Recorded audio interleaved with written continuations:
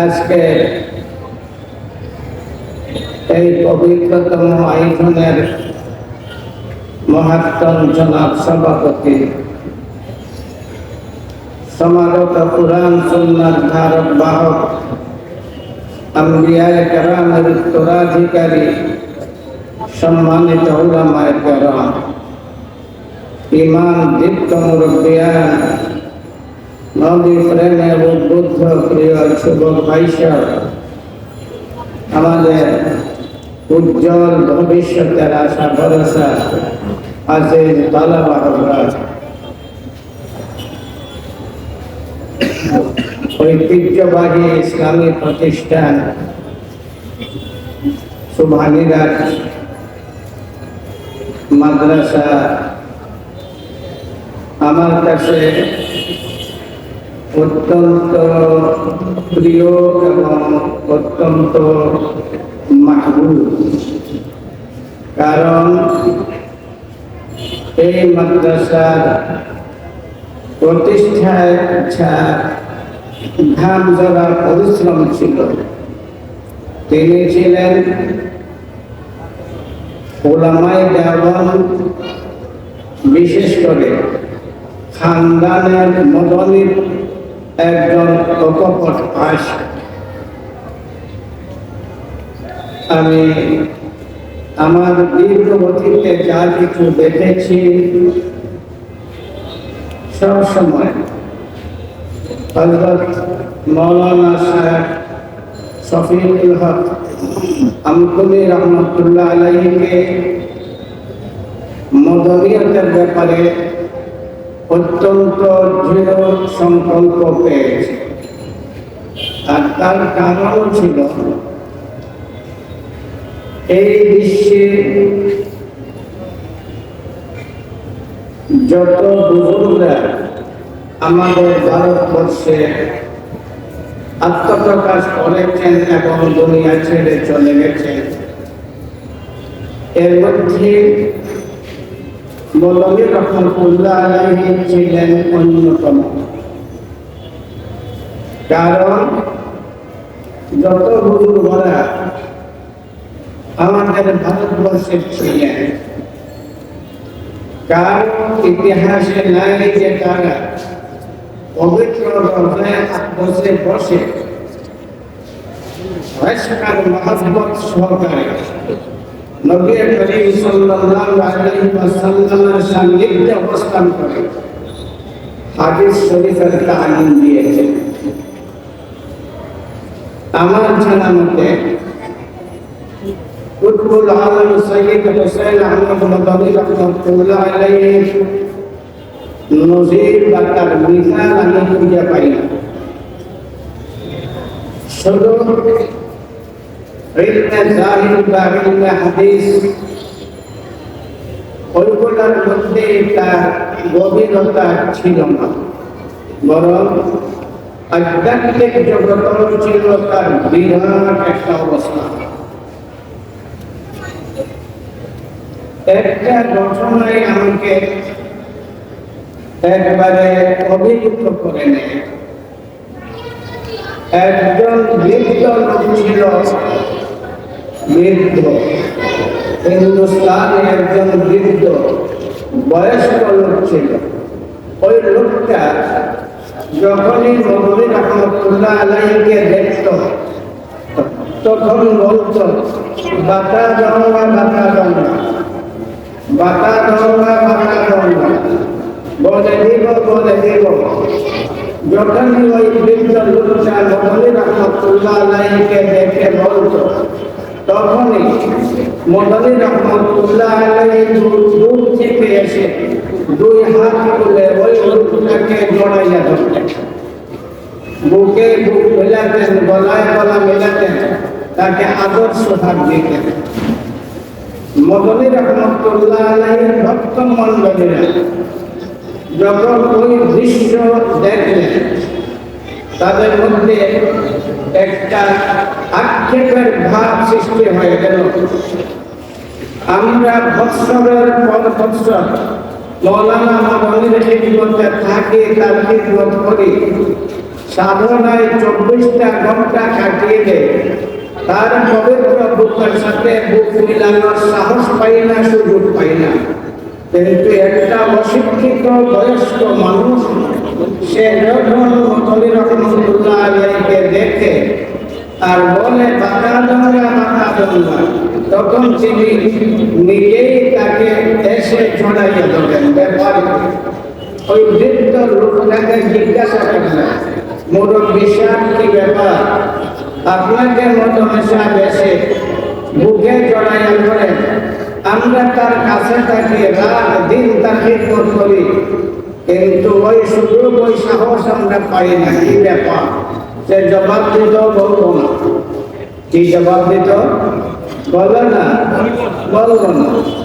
আমি যখন ওই ঘটনা পড়লাম তখন আমিও হতবাক, বলবো না কেন? কেন মদনী রহমতুল্লাহ আলাইহি তাকে এত মহব্বত আর ভালোবাসা দিয়ে থাকলেন, সে বলবে না কেন?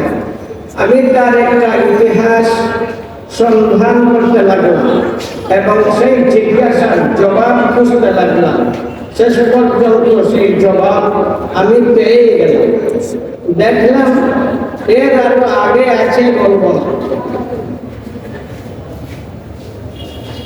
আল্লামা মাজহার নানভী রাহমাতুল্লাহ আলাইহি মুহাদ্দিসে সাহারানপুরী, মধ্য মুজাহিদ, শামিলীর বীর যোদ্ধা আল্লামা মাজহার নানভী রাহমাতুল্লাহ আলাইহি, ওনার একটা অভ্যাস ছিল, উনি যখনই কথা বলতেন অথবা দর্শে বসতেন অথবা বক্তৃতা করতেন, কিছুক্ষণ পরপরই নিজের উপরের চুল চুষতেন।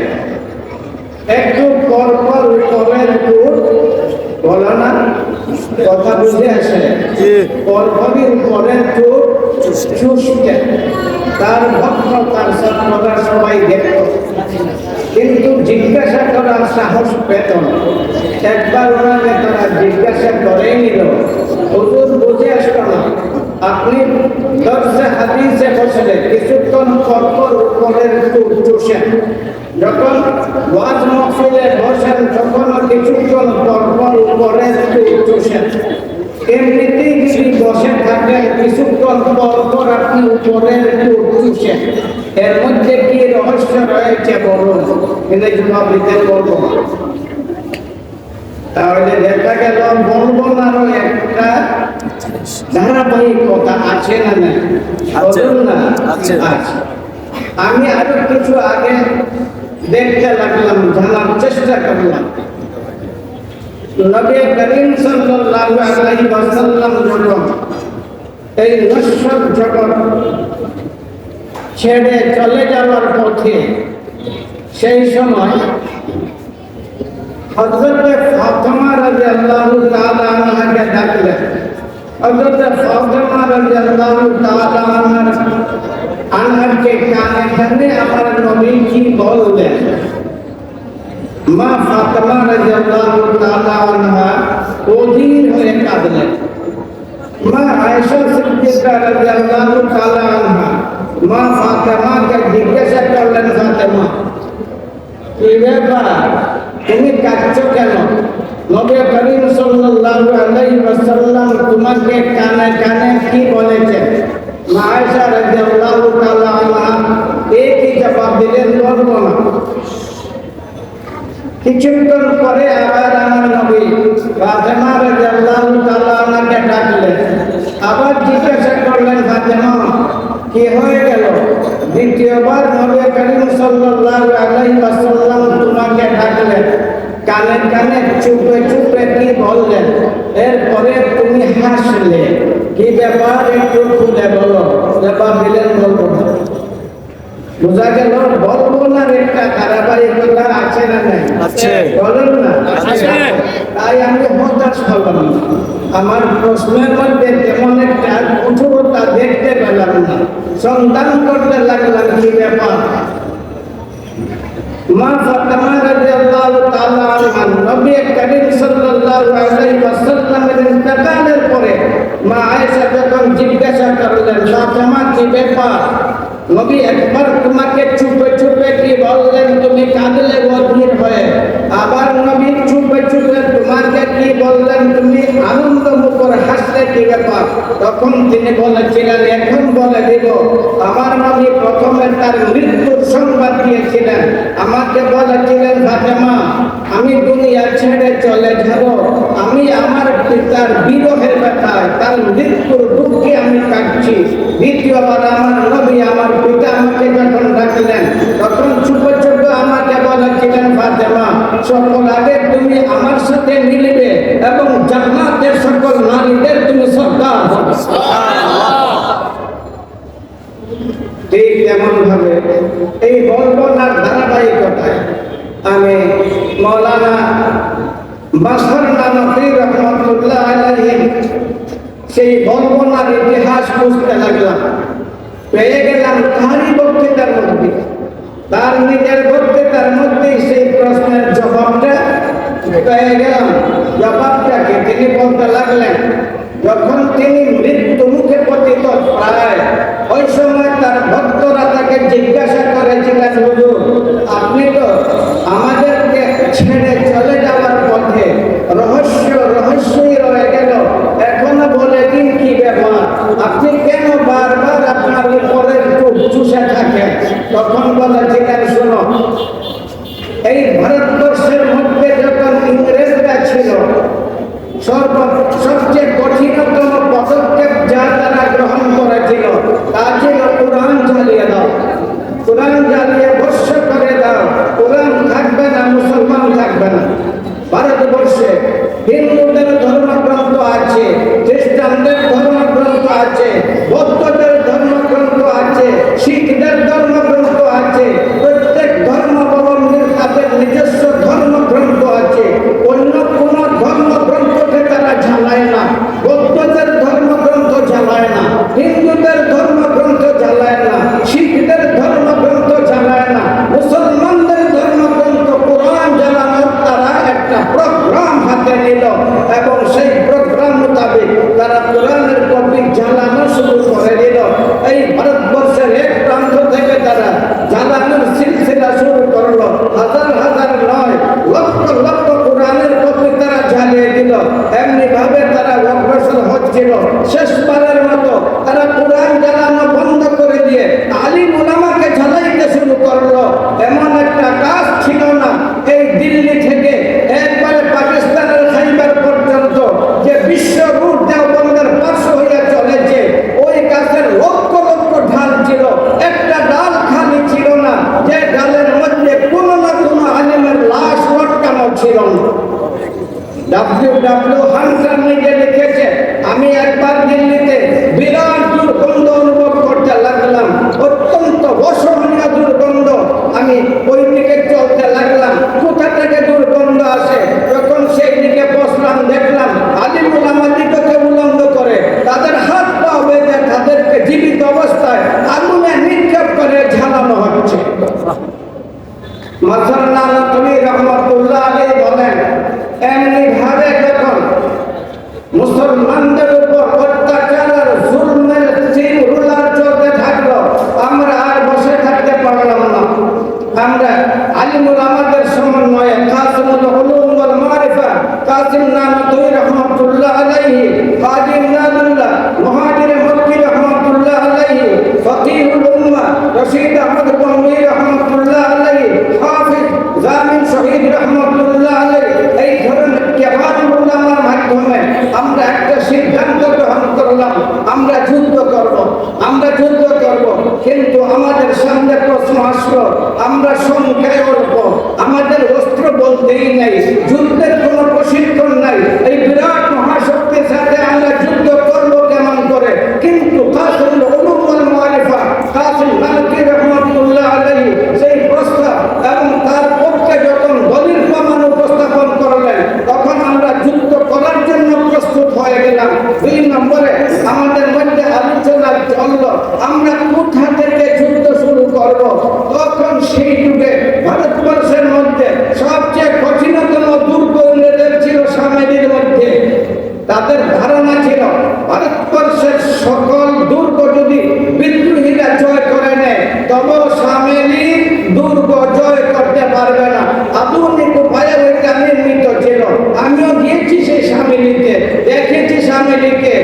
ইতিহাসের পাতায় মিল তাকিয়ে আছে কি নাই তা দেখার সুযোগ হয়েছে।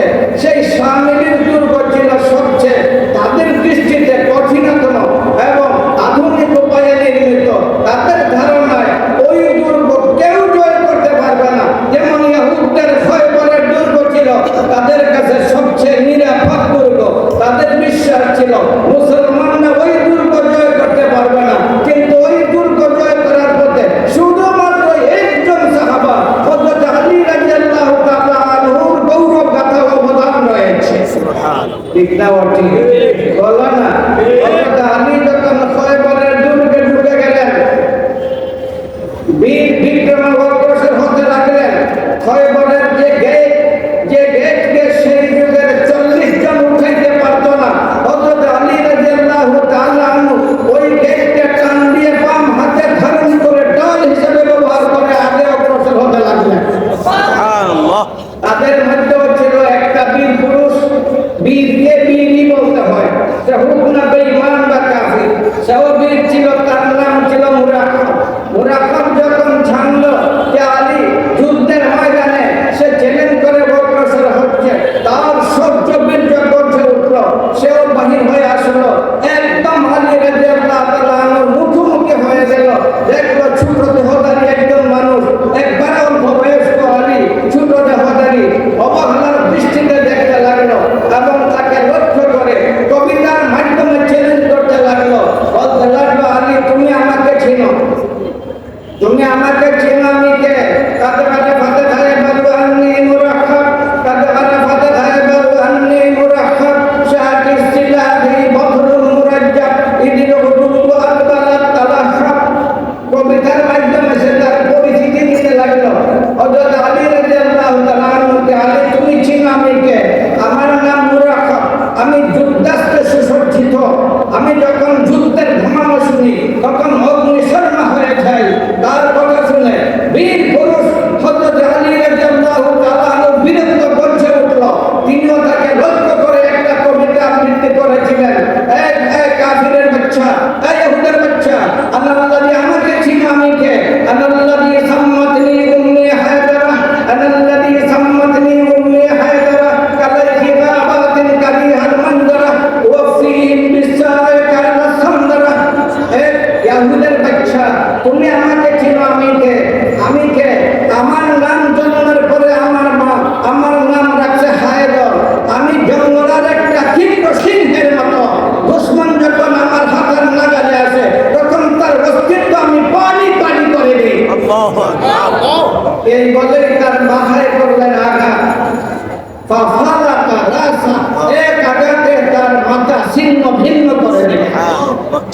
কোন ভাবে ইহুদদের সেই দুর্গ তাদের দৃষ্টিতে সবচেয়ে নিরাপদ ছিল, তাদের ধারণায় সবচেয়ে শক্ত ছিল। তেমন ভাবে ইংরেজদের দুর্গ সামিলির দুর্গের ব্যাপারে ইংরেজরা সেই ধারণা ছিল বিদ্রোহীরা যদি এই ভারতবর্ষের সকল দুর্গ জয় করে নেয় তবে সামিলির দুর্গ জয় করতে পারবে না, এই ধারণা ছিল। হযরত কাসিম নানতুবি, কাসিমুল উলুম ওয়াল মারিফা, কাসিম নানতুবি রাহমাতুল্লাহ আলাইহি প্রস্তাব এবং সিদ্ধান্ত দিয়ে দিলেন সর্বপ্রথম যুদ্ধ শুরু করব সামিলির দুর্গ থেকে। প্রশ্ন আসলো সবার, এত সাহস আপনি কেমনে করলেন? আমাদের কাছে সেই অস্ত্র নাই, আমাদের কাছে সেই যুদ্ধ দক্ষতা নাই, আমাদের কাছে যুদ্ধের সেই ট্রেনিং নাই। কাসিম আর হাফিজ আহমেদ শহীদ বললেন, আমাদের সবকিছু আছে। আমাদের সবকিছু আছে। যুদ্ধ শুরু হয়ে গেল। প্রথমবারে হাফিজ আহমেদ শহীদ আর কাসিম নানতুবি রাহমাতুল্লাহ আলাইহি এমন ভাবে দুর্গের গেটের মধ্যে আঘাত করলেন। প্রথম আঘাতে দুর্গের গেট চুরমার করে দুর্গের ভিতরে ঢুকে যুদ্ধ শুরু করে দিলেন। আল্লাহু আকবার। এক সময় আসলো কাসিম নানতুবি রাহমাতুল্লাহ আলাইহি যুদ্ধ করতে করতে ক্লান্ত হয়ে গেলেন। যুদ্ধের ময়দান ছেড়ে একটা কিনারে দূরে বসে থাকলেন। তার হাতে বন্দুকও ছিল না, ধারালো তরবারিও ছিল না। একটা তরবারি ছিল ভাঙা তরবারি। ক্লান্ত হয়ে গেছেন, বসছেন। ওই সময় ইংরেজদের সিপাহী দেখলো কাসিম বসে আছে, সে সুযোগ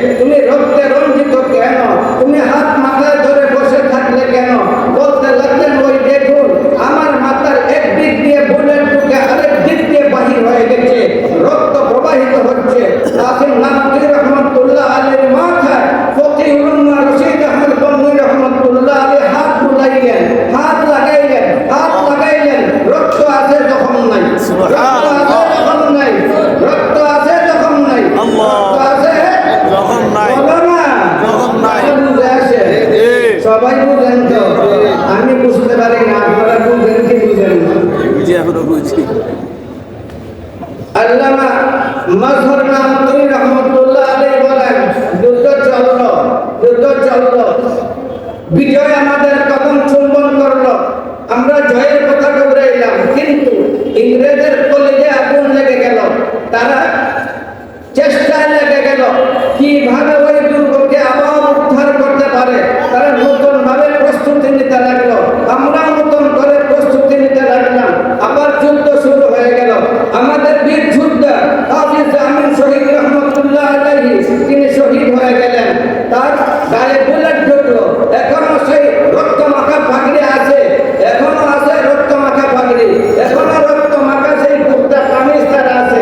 ওইখানে গেলে আপনারা দেখতে পাবেন আছে, তারা সংরক্ষিত ভাবে রাখছে। রশিদ আহমদ মন্দির রহমতুল্লাহ আলাইহি দেখলেন হাফিজ আমিন পড়ে গেছেন, উনাকে কাঁধে উঠাইলেন, রক্ত ঝরতে ছিল, সেই রক্ত থেকে মিশকে আম্বরের সুগন্ধ বাহির হতে লাগলো। মাজহার নামতুই রহমতুল্লাহ আলাইহি বলেন শেষ পর্যন্ত আমরা পরাজিত হলাম। লাশের স্তূপ পড়ে গেল, শামিলির ময়দানে লাশের স্তূপ পড়ে গেল। জখমি আহত যারা তাদের মধ্য থেকে চিৎকার শুরু হয়ে গেল, এক ফোঁটা পানি দাও, পিপাসায় কলেজা ফাটছে, এক ফোঁটা পানি দাও, পিপাসায় কলেজা ফাটছে, এক ফোঁটা পানি দাও। চিৎকার, মনে হচ্ছিল হাসর বরফ হয়ে গেছে এমন অবস্থা। কে পানি দিবে? কেউ নাই, মুসলমানরা নাই, যোদ্ধারা নাই, শুধু লাশ আর লাশ পড়ে আছে। তিনি বলেন আমিও ছিলাম আহত, আমিও ছিলাম জখমি, আমিও পড়ে আছি। আমি তাদের চিৎকারই শুনতেছিলাম। হঠাৎ করে আমার নজর আকাশের দিকে গেল, আমি দেখলাম আকাশ থেকে আলোর ঝাঁক, তারকার ঝাঁক জমিনের দিকে নেমে আসছে। আমি অবাক হয়ে ওই তারকার ঝাঁকের দিকে তাকিয়ে থাকলাম। অদ্ভুত ব্যাপার, কি ব্যাপার? আকাশ থেকে তারকার ঝাঁক জমিনের দিকে নেমে আসছে কেন? ঝলমলে তারকা, এই তারকার ঝাঁক জমিনের দিকে নেমে আসছিল। আমি অলক্ষীর দৃষ্টিতে ওইগুলা দেখছিলাম। আমিও তো পড়েছিলাম সামিলের মাঠে, কিন্তু আমার নজর ওই তারকারাজির দিকে।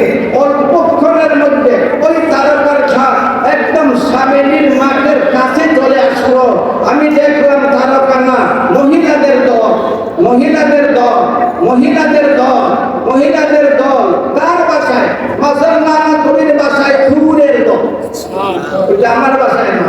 আল্লামা মাজহার নামতুই রহমাতুল্লাহ আলাইহির বাসায় খুরের দল, এই মহিলার দল নেমে আসছে আকাশ থেকে সামিলির মাঠের দিকে। প্রত্যেকের হাতের মধ্যে ছিল একটা বোতল। কি ছিল? বলুন না, পানির বোতল প্রত্যেকের হাতে। তারা এসে নেমে গেল, সামিলির মাঠের মধ্যে নেমে গেল।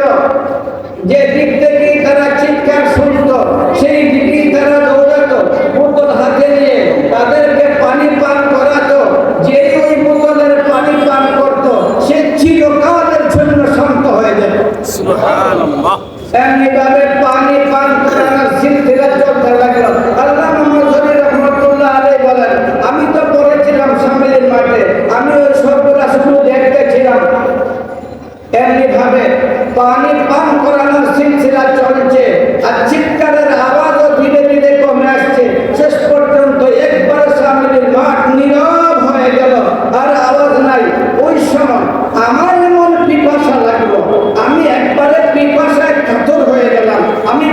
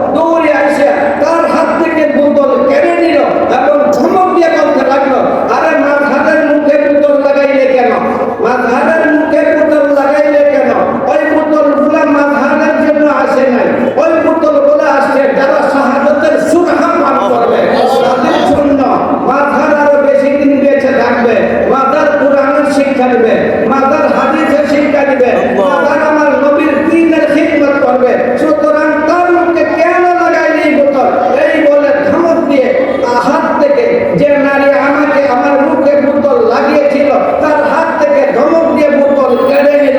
আমি মোটামুটি সুস্থ হয়ে পড়লাম। আজ 11 বছর তার বাসায়, আজ 11 বছর অতিক্রান্ত হয়ে গেছে। এখন আমি যখন উপরের টুট চুষি তখন ওই সুগন্ধ ওই স্বাদ গ্রহণ করি। সুবহানাল্লাহ। বলতেছিলাম এই সিলসিলায় গ্রথিত আমাদের ডক্টর আনোয়ার সাহেব হোসেন আহমদ মদনী রহমাতুল্লাহ আলাইহি ওই বৃদ্ধ ব্যক্তিকে বলা হলো, কি ব্যাপার মৌলানা মদনীকে দেখলে তুমি বলো মাথা গঙ্গা মাথা গঙ্গা, আর তিনি তোমাকে এসে ধরাইয়া ধরে কি ব্যাপার একটু বলো। সে জবাব দিতে বলবো না, সে জবাব দিতে কি বলো না, আমিও বলবো না, বলবো বলবো, এটা তো বলবো না, না বললে তো আর বলবো না থাকতো না।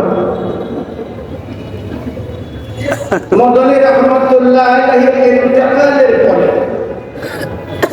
মদনী রহমাতুল্লাহ আলাইহির ভক্ত মণ্ডলী যারা ছিল, হাফিজ ছিল, মুহাদ্দিস ছিল, মুফতি ছিল, খলিফা ছিল, কারা কারা ছিল নাম তো জানি না, তারা জিজ্ঞাসা করলেন ওই বৃদ্ধ লোকটাকে, ভাই বৃদ্ধ কি ব্যাপার, তুমি তার আসল রহস্যকে ভুলে গেল?